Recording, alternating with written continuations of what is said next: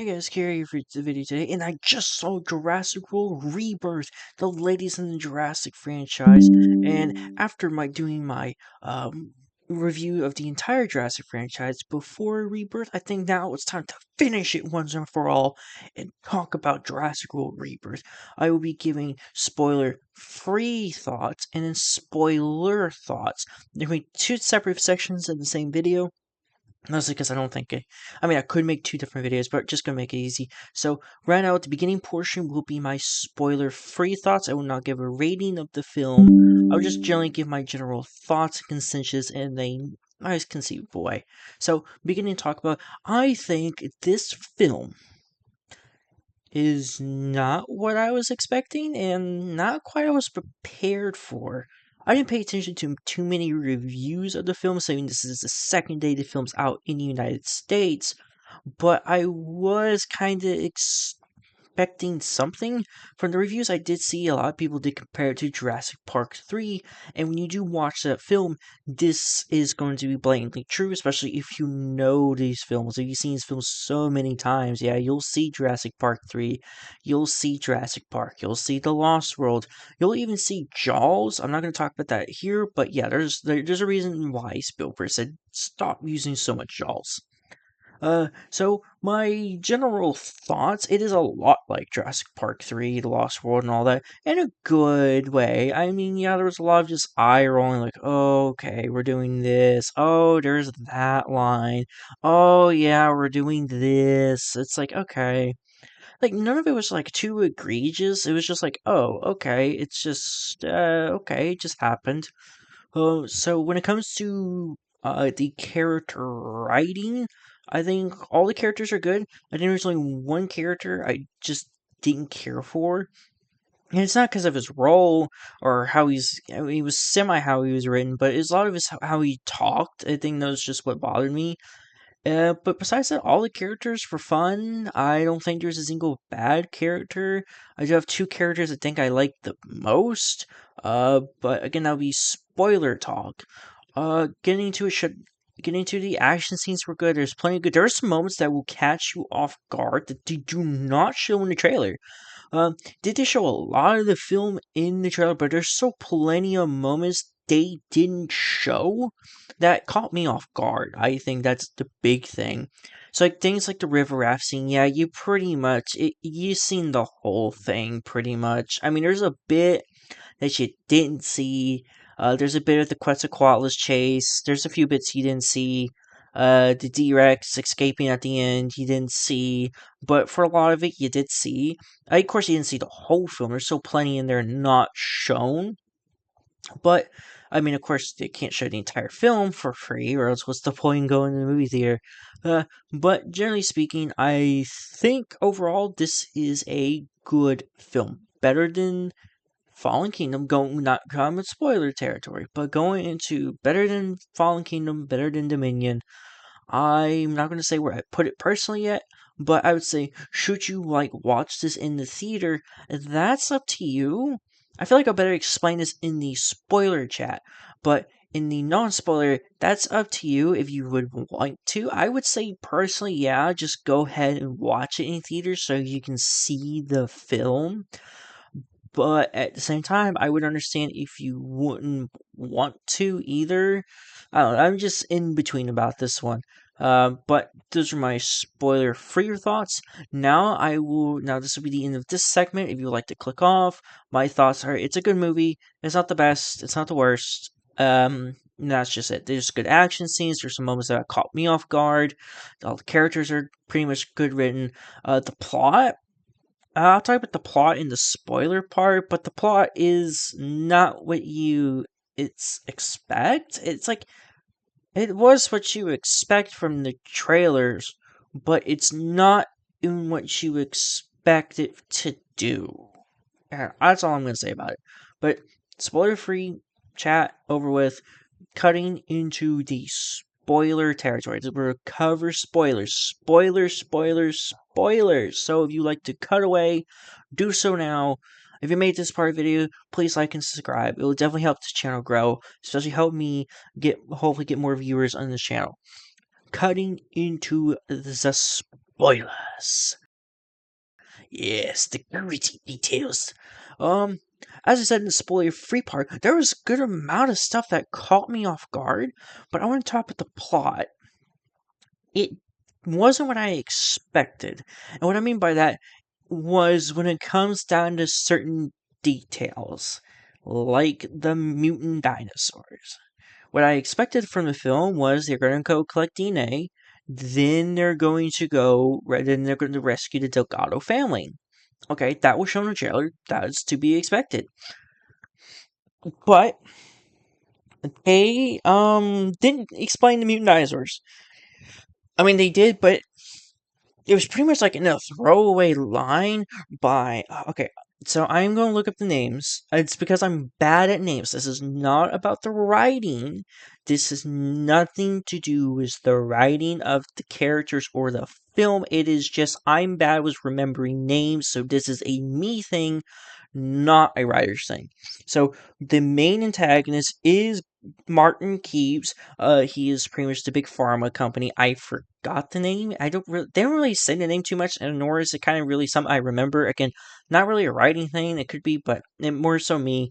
So he's the main antagonist of the film, and that's pretty much right off the case. I mean, he's hiring a shady company to do illegal stuff, so he can make a lot of money for his company is really, really rich from what they say multiple times. Like, he can pay out $20 million to pretty much all the mercenaries and to Dr. Henry, Alan Grant villain. There's a really cool detail I did like about him, but Karina. So he pretty much like funds him to go to the island, which was shown in the trailers. But when it comes to the mutant dinosaurs, of course, the big talking point in this film is the mutant dinosaurs.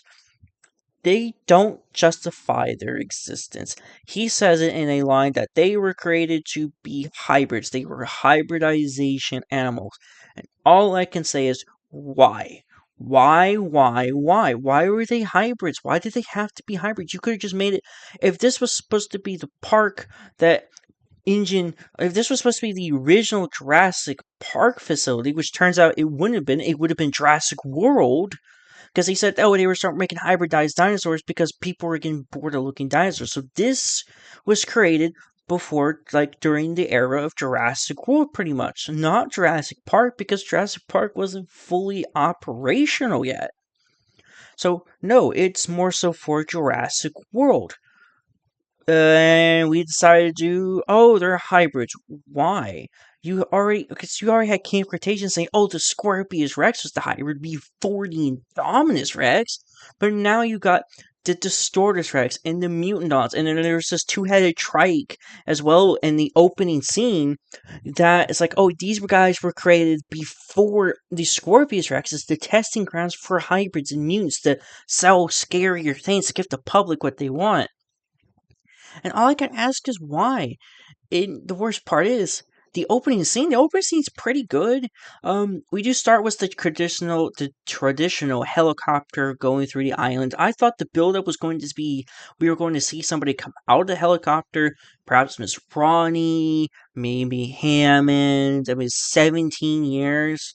I mean, John Hammond by Lost World definitely could not have gone, but if this was supposed to be something for Jurassic Park, I feel like he could have gone. But again, this is more Jurassic World, so I was expecting Miss Ronnie, somebody.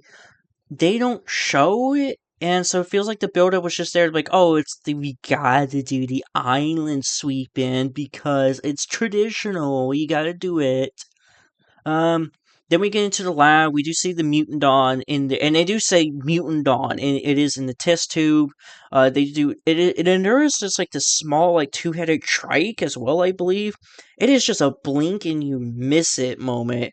And then they have the big lab of which the D-Rex was in. The D-Rex laboratory, they have to use special, like, nuclear launch keys, which makes sense. It is a big, dangerous animal. Of course, they would want to try to keep that as contained and as closed in as possible.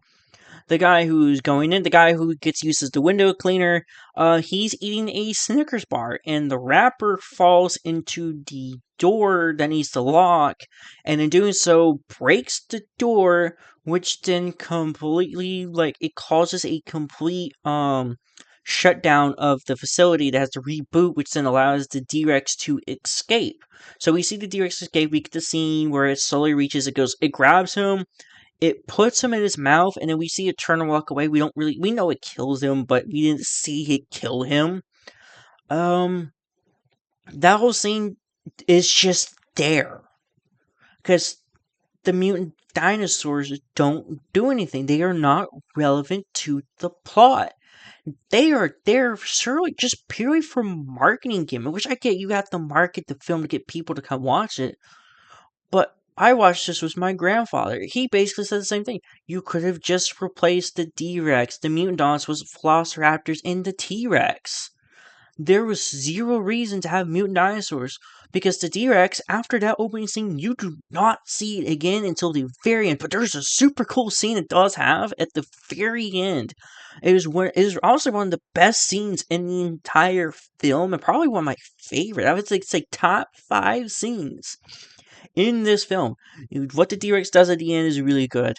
I would go as the a few other parts. But okay, so breaking down into the beginning.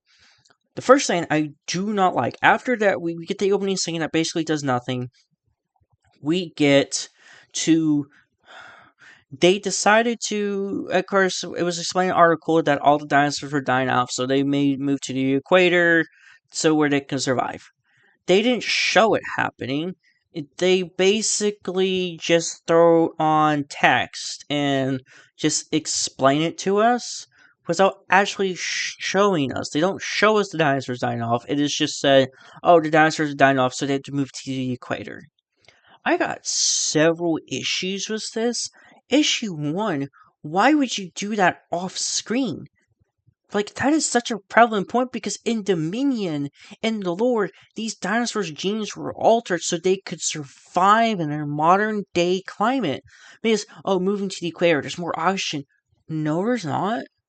There's not as much, like, sure, maybe the dense jungle would have more oxygen, but you don't get this, it's nowhere going to be nowhere near the same as it was during the time of the dinosaurs. Before that, where there's so much oxygen, you get megafauna.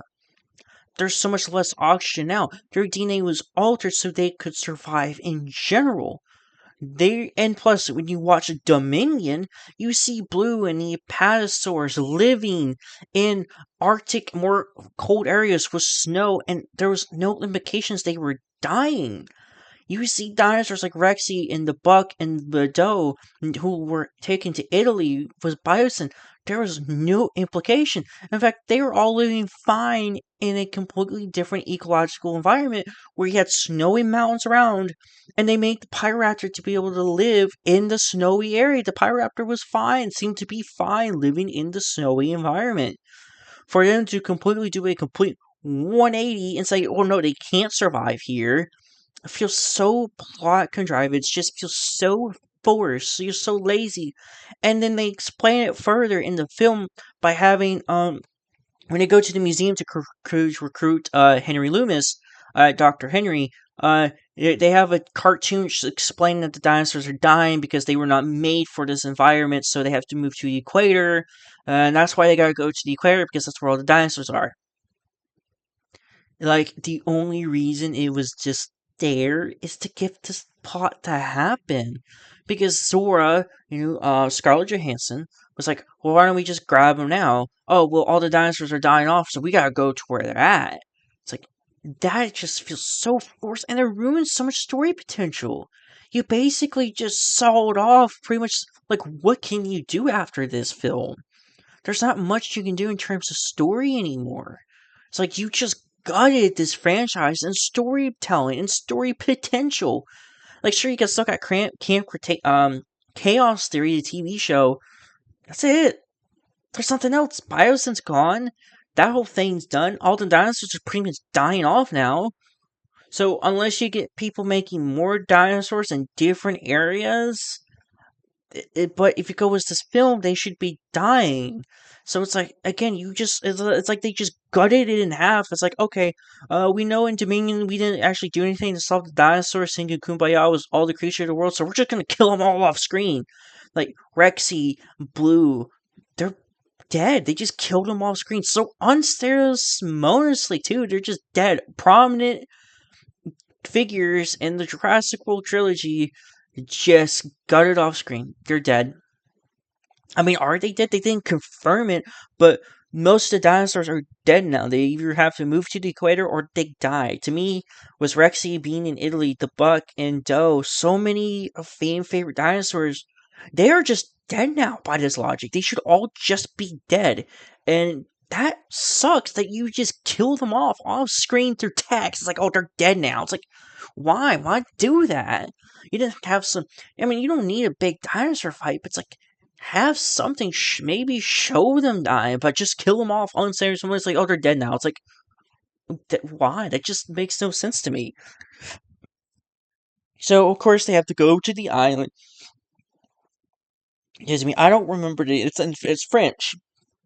I don't quite remember the name. So they pretty much, I have to remember name, sorry. So Martin goes, he's in New York, and one of my favorite jokes is when he's in New York, the traffic gets blocked because there was a Patasaurus that escaped from the zoo, but since it's dying, is struggling to move, so it blocks up traffic, which is kind of funny.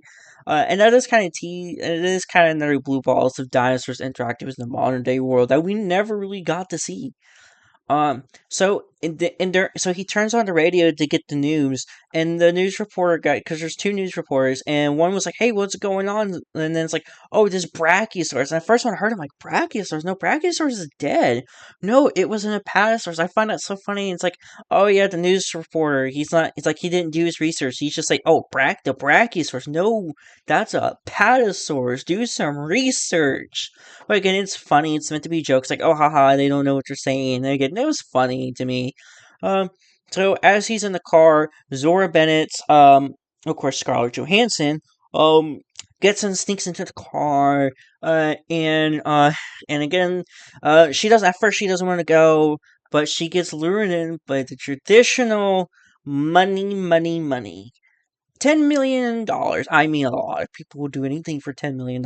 I probably would. So yeah, I found it funny. Again, it is just Jurassic Park. It's just Jurassic Park 3 again. It's, hey, you want a lot of money? We're gonna go to the dinosaur island because you want a lot of money because you're broke, you're poor, peasant. You're gonna go collect this DNA for 10 million cash. It's like, okay, I'm on board. And then when we get to the museum shutting down because people do not, for some reason, they're hammering home. This is what Jurassic World said, but this whole topic was kind of dropped after Jurassic World, but they brought it back here, that people just aren't interested in dinosaurs. Like, what the fuck are you talking about? Maybe it is just a real world experience of not having dinosaurs, so most people would be like, go fucking crazy if dinosaurs were ever actually brought back. But people not caring, that seems so unrealistic. But again, we live in a world where there's no dinosaurs.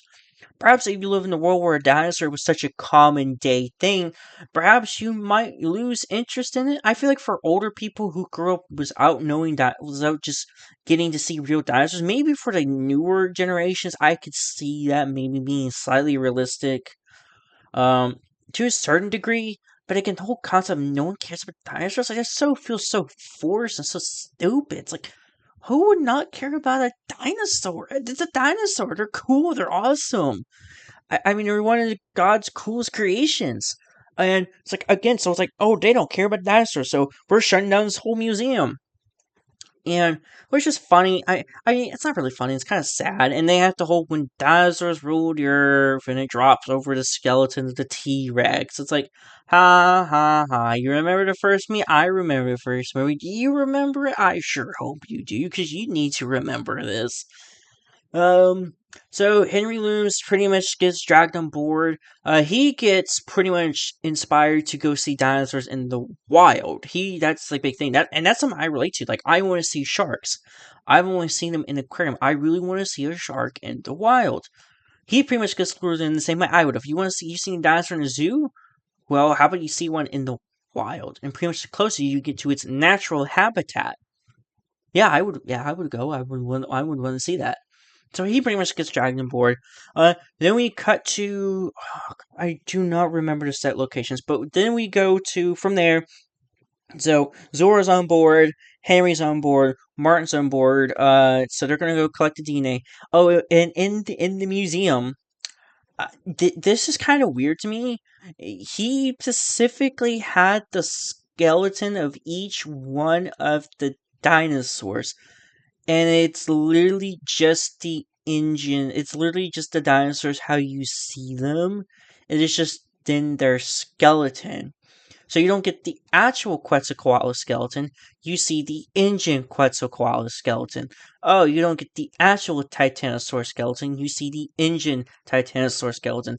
Oh, you don't get the actual Mosasaur skeleton, you can see the engine Mosasaur head. Which, I mean, the Mosasaur's not dead. It turns out, not dead. I'm going to talk about that in a little bit. So, again, it was just weird. It's stuff like that. This movie, to me, is just weird. When people say, oh, it's a better Jurassic Park 3, I disagree. I don't think it's a better Jurassic Park 3. I think it is just Jurassic Park 3. It's just another version of Jurassic Park 3. Sure, and maybe in a general sense, it might be better, but again, there's like, this movie has flaws where Jurassic Park 3 has flaws. This movie has kind of the same flaws as Jurassic Park 3 at the same time. So it's like, again, they feel so similar to me that they have the same flaws that I can't really say they're one's really better than the other. Um, so they go to get Duncan, and as they're there, they get let's see, let me look up Leclerc. Probably butchered that. I'm sorry, Nina and Bobby. These are pretty much the three mercenaries that are gonna go alongside with Duncan and Zora. So Duncan, when they first meet him, he's playing cards. He's playing the bar with the Megalodon jaws, and as we get there, one of the coolest scenes is when the fishermen pull up, and it's a Dunkleosteus. A Dunkleosteus! That's so freaking cool. It sucks, it's just a head. But it looks like it was ripped off. It's like, did the fisherman kill it, or did something like eat it? It's like, that would have been really cool to see. And they also imply something else, something that's really big. A big implication, maybe it's just like, I'm stretching this too far, but, ooh, when this line said it, it's just like, ooh, it gets me so excited. So, when they get there, Duncan does this whole bit, it's like, I don't know, I don't think I can do this. I don't know, it's like, I don't think I can really do this, so, it's pretty much to get Martin to pay him more money, so instead of paying $10 million, he's going to pay $20 million. And then Bobby was going to do the whole bit. They were going to do this whole bit so they can get more money out of him. But once they do, none of them do it. And as they are there, they pretty much say, "Oh, no one's going to be stupid enough where we're going to go because this is a restricted site." Pretty much the entire equator, or where the dinosaurs and extinct creatures are that now inhabit those, is forbidden. Again, it's similar to Jurassic Park 3, where it's like, oh, you can't go into this zone, it's completely restrictive. Now they kind of did to the entire equator. Okay. So, getting into it, I was been into it. So, one of the other cool things in this bar is, if you remember, again, we've seen the behind the scenes of the Megalodon Jaws. We thought it was just like a prop, maybe it was just design. But Duncan says, "Oh yeah, we're gonna help keep you alive, so you don't get eaten by something like that." But alive. And he points to the Megalodon, and it zooms up to the Megalodon jaws. I swear this is implicating the Megalodon is in Jurassic World. It is in the Jurassic canon alive. And that is so cool. If they have Dunkleosteus, they have like prehistoric amphibians, Megalodon. Oh, that'd be so cool to see if it was. Oh, just that implication that Megalodon could be out there. It's so cool. Now, again, that is really getting into a lot of lore implications that are so fucking ambiguous. That's like, again, why that's super cool. That is also might be a super big issue because there's never been anything to establish that they can bring back anything other than dinosaurs. Camp Cretaceous had the saber-toothed cat, and that was kind of it. Here they have the Dunkleosteus, which holy shit, that just being there. It's like, again, it feels like they're attacking on so many more dinosaurs that was never given. They were never shown. They were never told to be created. And I think that's kind of the biggest problem now is they're just throwing on so many more dinosaurs created by Engine and other extinct creatures just created by Engine. but was no lore added. It's just like, oh, the engine also made this dinosaur. It's like, but where was it this whole time? Like, oh, well, if you have the Titanosaurs, why use Brachiosaurs? Oh, if you have Spinosaurs, like, I don't know. Like, a lot of it is just kind of messy in certain areas, but the lore is kind of like where I start kind of like not being happy. I already mentioned the mutant dinosaurs kind of not really doing anything in the lore of like, oh, they're the hybrids before hybrids. Like, that's so stupid, but not really gonna have too much here. So they pretty much start going on to, I don't remember the island, to the island where the facility is to get the three biggest creatures, the Quetzalcoatlus, the Mosasaur, and the Titanosaur. This is the same Mosasaur. I thought it would have been a different Mosasaur, seeing that they completely redesigned it. It is such a Jurassic redesign. I'm like, oh, okay, so is this a different Mosasaur? Is this a new one? What's going on here? No, it's the Mosasaur, that engine track. It is the engine Mosasaur from Jurassic World, but yet it looks so different. I personally do not like this because it's such a drastic. I like the design. I think the design is better, but it's such a drastic redesign with no real explanation. It just looks so different. And just do they validate it? No, it's just, oh, it looks different, so we're just gonna move on from it. Uh, so getting into it, so they get to the island. As they go to the island, we have the Delgado family on a boat. They're pretty much doing a trying to think, a sailboat. They do a sailboat trip from somewhere to Cape Cod along the Atlantic. And this is something they do like yearly, or they have done a lot before. As the dad, Ruben, Mr. Delgado, he was basically steering the boat. He seems like an experienced. They seem like they are very experienced when it comes to managing boats.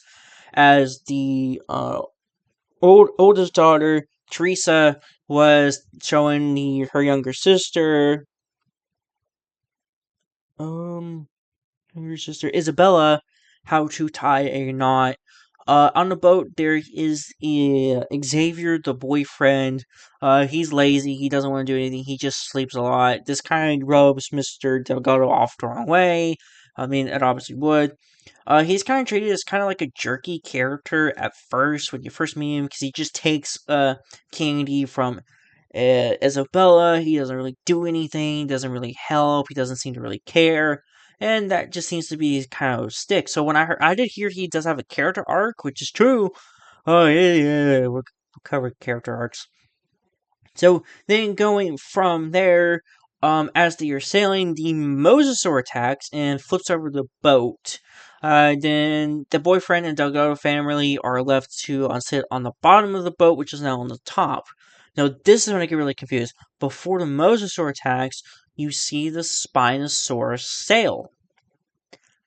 And they were left there overnight. The Delgado family was stranded overnight. So, big plot armor, big plot contrivance, they should have already been dead. They should have not even survived because they showed the Spinosaurus enclosing on them, but then they just disappear as the Mosasaur attacks. And there's some really good shots of the Mosasaur underwater as it swims around the boat, as Xavier's trying to get the radio and flare guns and stuff as the boat's getting capsized. And it's really cool shots. But with the Spinosaurus being applied to come closer to them, how did they survive? Why did the Mosasaur not finish attacking? Why did the Spinosaurus not attack? Like, it just feels so forced. Like, the Mosasaur knows there's people there, as it was chasing Xavier before he got on the boat. Why did it not finish attacking the boat? It literally just leaves, and they survive overnight. There was no real proper explanation. They just survive. The Mosasaur just kind of just fucks off. It's like, oh, I missed you before you got to the boat. Oh, well, I'll leave y'all alone. What about the Spinosaurs that were slowly approaching on them? Nothing? Okay, so they just survive? A lot of this movie just has, oh, well, they just survive. It's like, okay, thank you for taking away tension because you're just gonna make them survive anyways. As Zora and the crew and the mercenaries approach, they do receive the Delgado family's distress call, and Duncan, being like the good guy, he wants to go rescue them because he values human life over any form of money. Because he said we need to save these people.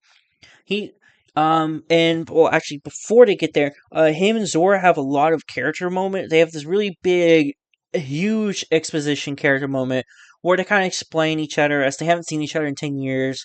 Um, Duncan lost a son. That's why him and his wife split. They do say it's like, oh, I lost my son. Every time I looked at my wife, I couldn't do it because all I could see is my son. Um, Zora wasn't there for her mother's funeral, and her last mission, she lost a good friend of hers who died in a car bombing.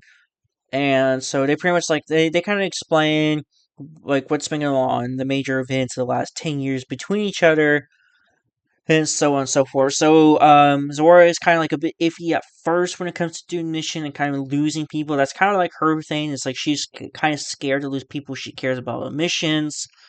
Um, Duncan's big thing is like he misses his son because I'll explain it later, but he cares about people and he wants to go save the people.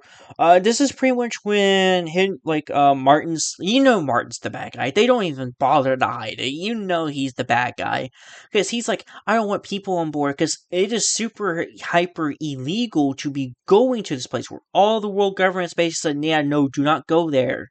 Do not go to these islands. Do not go to this island. Do not go anywhere. Martin, he was the character I said in the spoiler review. It's like I don't mind his characterization. He's just super exposition heavy. He pretty much explains, oh, since we bought parts of the engine, or excuse me, it's like, oh, since my company bought bits and pieces of engine we can track the most, or oh, I know about this facility is where they made mutant hybrid dinosaurs. It's like before Jurassic World, because this is what the public wanted. It's like, why do you have that? Why do you know this? It just feels like he was forced to say it just to justify it, but like when you didn't need him to say it. We saw the opening scene. We could tell. In fact, it would probably be better if he just didn't say it. You don't need to say it. We, the audience, can tell that there's mutant dinosaurs here. We saw it in the beginning opening the film. They don't hide the mutant dinosaurs. They're in your face. You see them frame 1 second one of this film.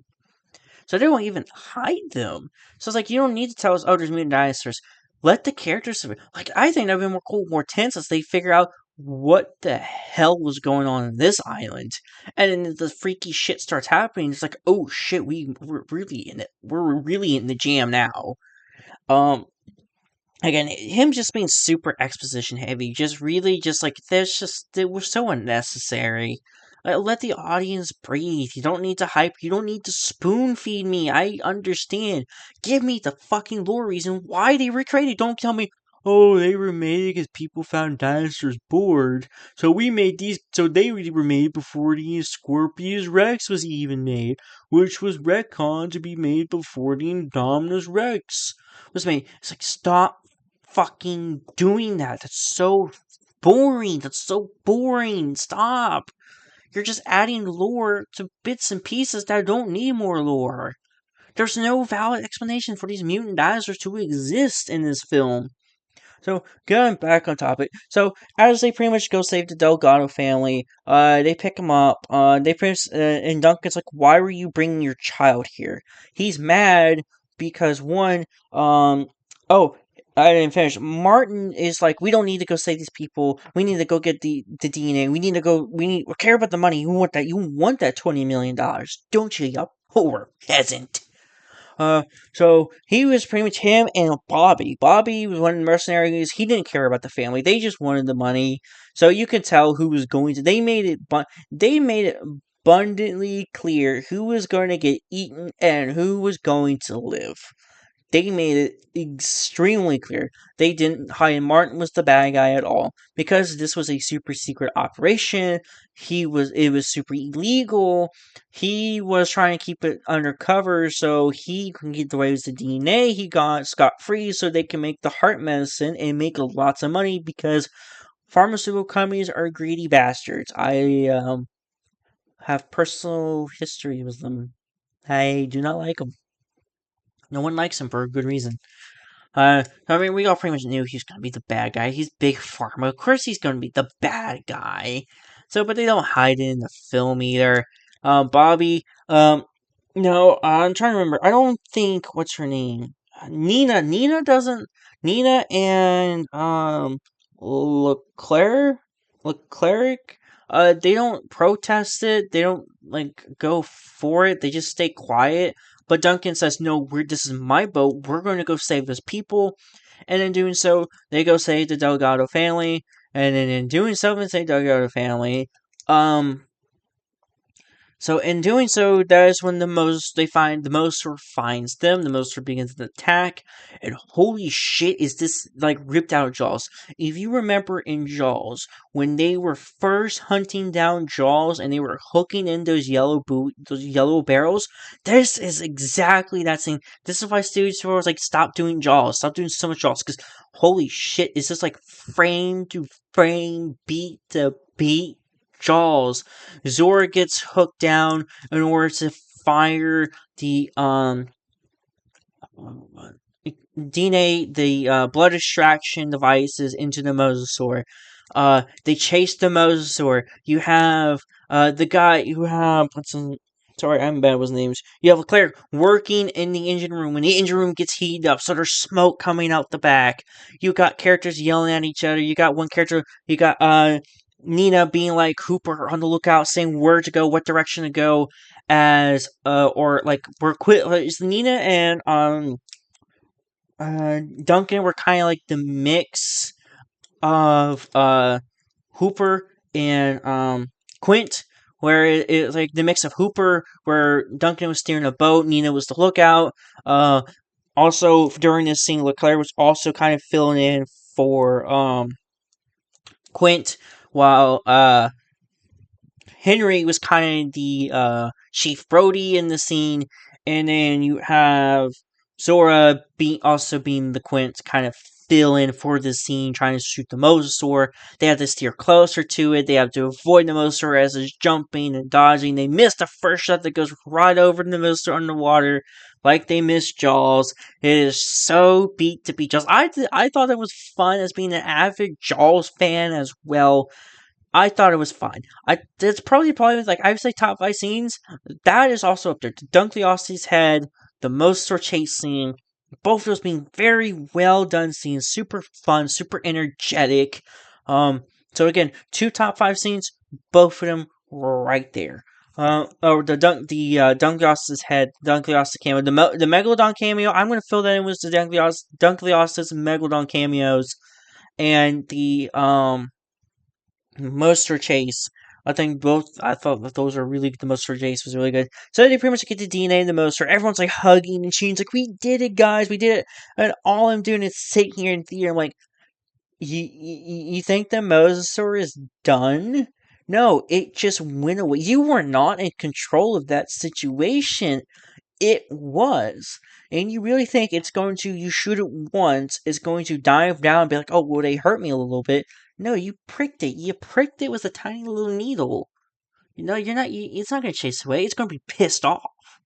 It's going to be like, you motherfuckers. You bastards. I'm going to fucking kick your ass now. And it does. It summons this little Gooner Spinos, there being 4 of them. The scene's a lot shorter than it really was made out to be. It's not, like, it's a decent segment, but it's not, it didn't feel super long to how I thought it was going to be. So, you get the exact same kind of scene where you see the Spinosaurus sails in the horizon, you see him swimming closer, and then they're like, oh, Henry's like, oh, Spinosaurus. And then, of course, you have the Delgado family, like, oh shit, it's those things again. And then it's like, Henry's like, Spinosaurus. And then that's when you get the trailer shot of all 4 of them coming along the boats. On board, they do have a special gun that is used to kill the dinosaurs. They have a powerful, neurotoxin. Henry does get a little bit upset by the thought of killing the dinosaurs. It's like, it's a sin to kill them. It's like, buddy, if you're trying to save your life or save theirs. I think you should prioritize your life a little bit first. Yes, I think, yeah, killing a dinosaur outright for the sake of it, yeah, sure, but killing one in self defense, no, you're defending yourself. That's like two completely different scenes. But that ties into kind of later in the film about that part, about it's a sin to kill a dinosaur. But yeah, he's against the whole idea of killing dinosaurs. When the dinosaurs do start to attack, and the Mosaur is just floating. Again, the Mosaur just appears right out of nowhere. It is just coasting. There's no build up to the Mosaur re-emerging. It's just bam right there. And it's like, no, no. It's just there again.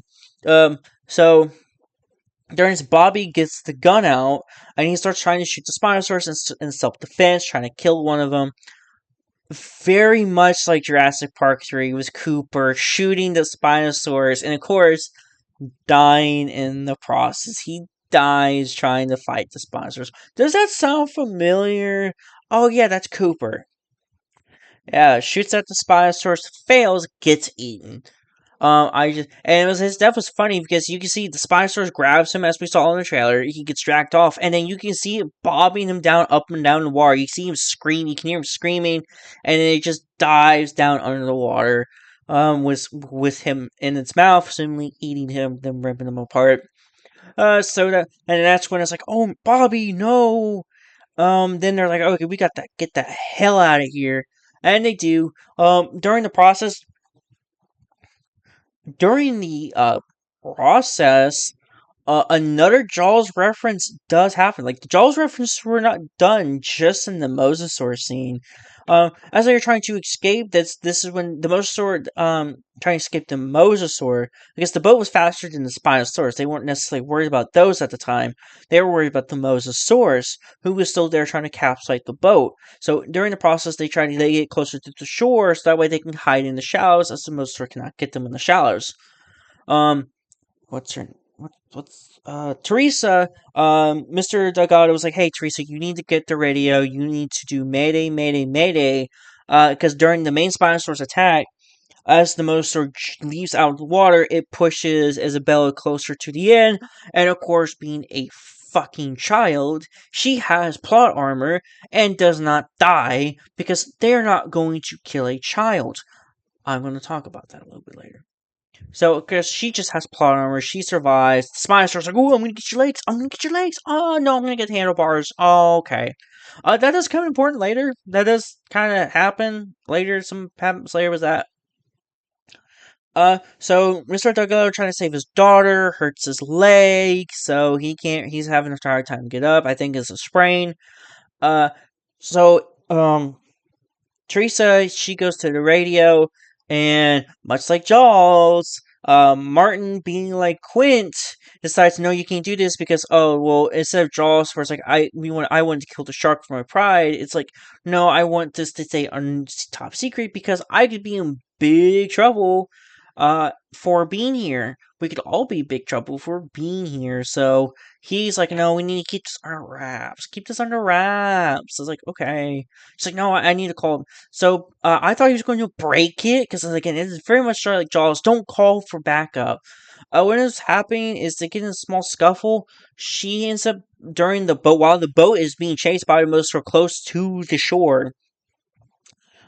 Since the handlebars are gone, she ends up falling into. The only question I had to ask is where was the rest of the Delgado? Because where they would be sitting would be close to where the handlebars were. And they didn't notice that Martin, like, pretty much pushed her out the boat. No, they didn't notice that. Xavier wasn't there. None of them were really there to notice it. She just ends up falling off the boat. And Xavier has a really good character moment here. Where, for me, this is just what completely redeemed him. Like, I didn't even care if he was kind of a douchebag in the beginning. Like, you just got completely redeemed. As soon as he sees Teresa in the water, he just jumps right in to save her. No question asked. He sees, oh, she's in trouble, jumps in. Okay, you're cool. All right, character arc's done. You're clear, dude. Like, you're not a douchebag. Okay, great. Good to know you're not a douchebag. Like, no, and like the dad, he was still have this character bond. Like, dude, he just jumped in the water. Like, yeah, he's like, oh, whatever, man. It's like, dude, like he just jumped in to save your daughter. He does try. They do bond together, and they do have their bonding moment. To where it's like, okay, I was wrong about you. It's like I don't know why she likes me, but they have that moment later on in the film, pretty much like Jurassic Park 3, where you had the Kirby's and them sitting in the tree talking. During that scene, she ends up falling into the water. Xavier jumps after her. Since the boat was going to crash, much like Jurassic Park 3, hey, remember that film? Remember that film? Everyone jumps out the boat because it's about to crash in order to avoid dying. So, much like Jurassic Park 3, you gotta get off the boat before it crashes. Only Duncan stays. He stays because it is his boat. And before he gets off the boat, he does grab a picture of his son who passed away, keeping it close to him.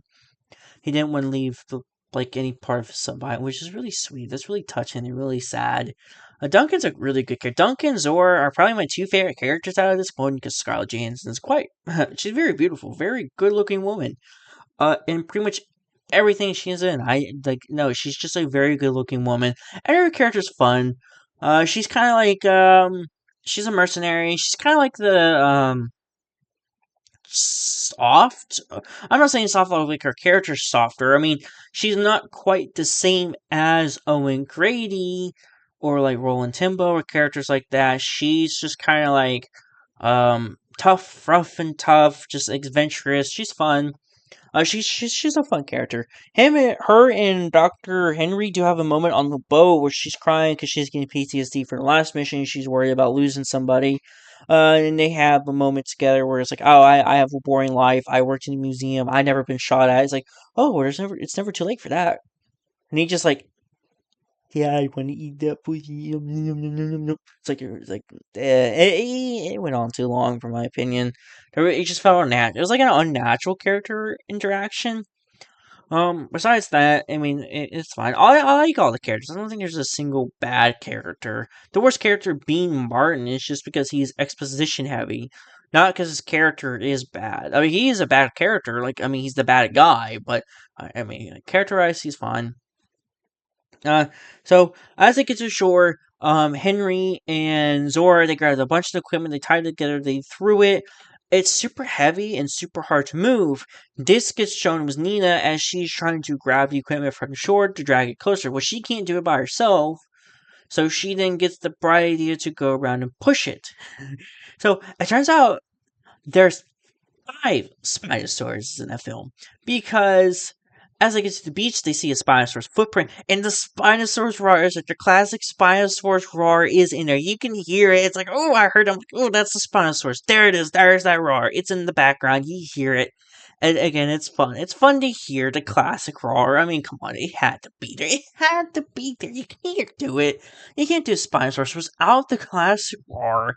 Um, so so it turns out as she's trying to push this really big, heavy package of equipment that she can't move, um, there was a Spinosaurus laying on the beach. It was just rolled over sideways like a flounder, and you couldn't see it until it rolls over, walks around as she gets behind it. So she goes behind it to push, and then the Spinosaurus just coming around, and you just see you don't see it grab her. You just see the water splash. You hear her screaming, and you see her just grab onto it. You see her just grab onto it, and you remember trying to see the spine starts attacking it. That's what it's after. It's after her. It grabs her, and she's holding on for dear life, and she's being thrown around. And the Spinosaurus takes her and then drags her and the equipment down into the sea and eats her.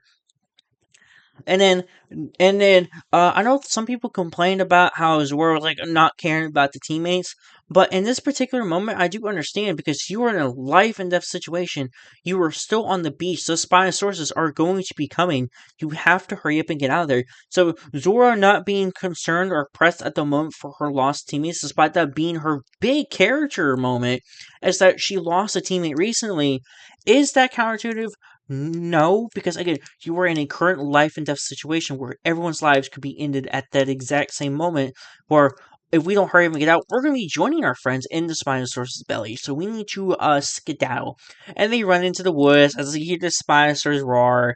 It's like a Jurassic Park 3 reference where they run into the forest and the Spinosaurus couldn't get to any much further into the forest.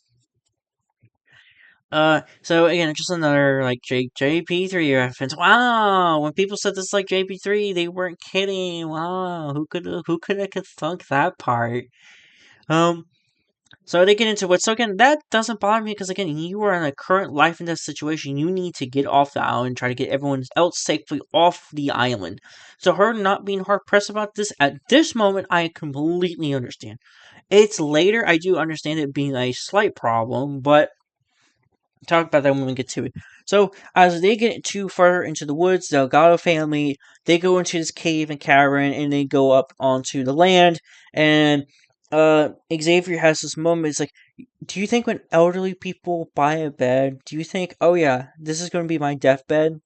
Because because as he sees the island full jungle, he's like, oh yeah, because I'm thinking this is going to be my deathbed.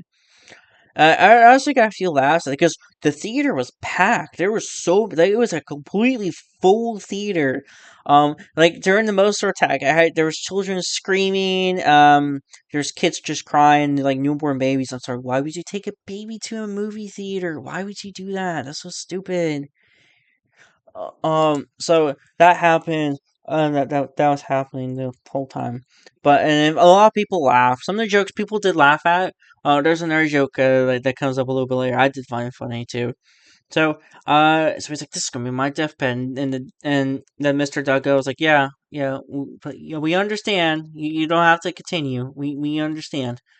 Um, so they pretty much go into the jungle, as Zora and her team are pretty much going through the swamp, and Henry reveals the most interesting information about him.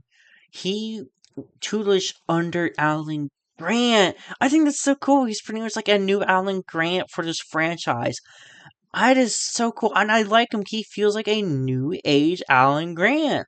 I love that. We could use a new Alan Grant type character. Like, I think that's such a great idea. And it's so fun to see the people who learned under him finally coming into the present, who are finally here. I think that's great. I think that's wonderful. That was always a big theory that it was Owen Grady who was the kid who, like, then they come from they come from the sides. Like, when the kid's like, it's just a 6 foot turkey. And then he just, like, they go, you see one, and then and they get you. I get you like that. And I was like, yeah. So, but no, that never was the case. But yeah, so it's finally fun. It's finally time. We finally got someone who was under Alan Grant. Such a cool moment. I really do like the Henry, Zora, and Duncan are my three favorite characters, just for different reasons. But getting into it, so they're through the jump. I thought it was going to be Dope, not Diplodocus, Collis? The amphibian, the one was like the boomerang head. I thought that was it, but no, it's just some weird looking amphibian creature. There's no discernible name. I thought maybe there was Titanoboa, but that would have been probably a hell of a lot worse. So they pretty much go through the swamp.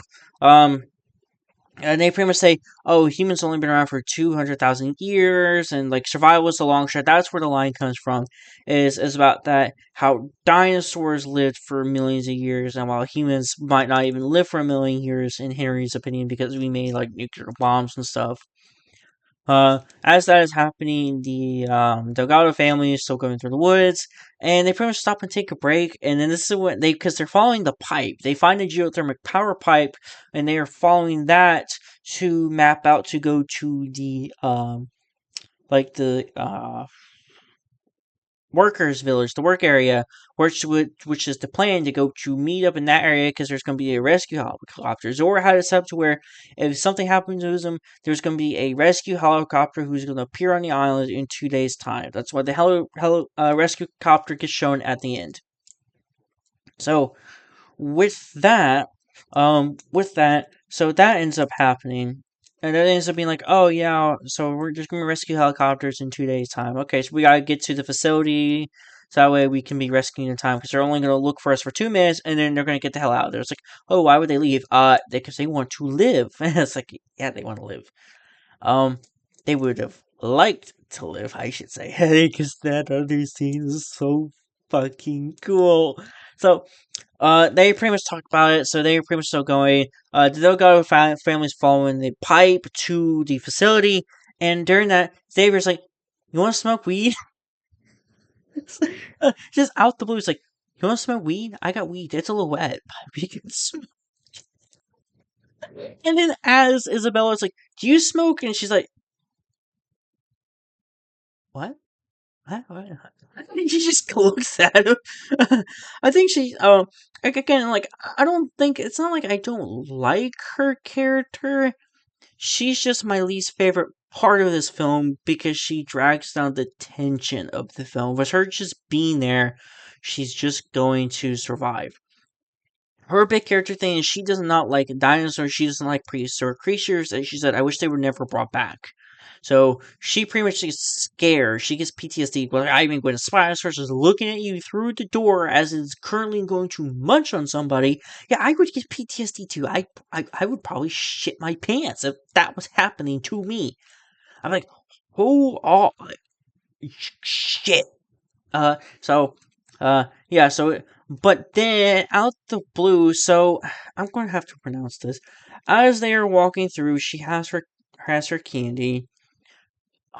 Dolores. It's not named Dolores yet, but the Alkalops. I'm not sure. I'm not sure how you pronounce it.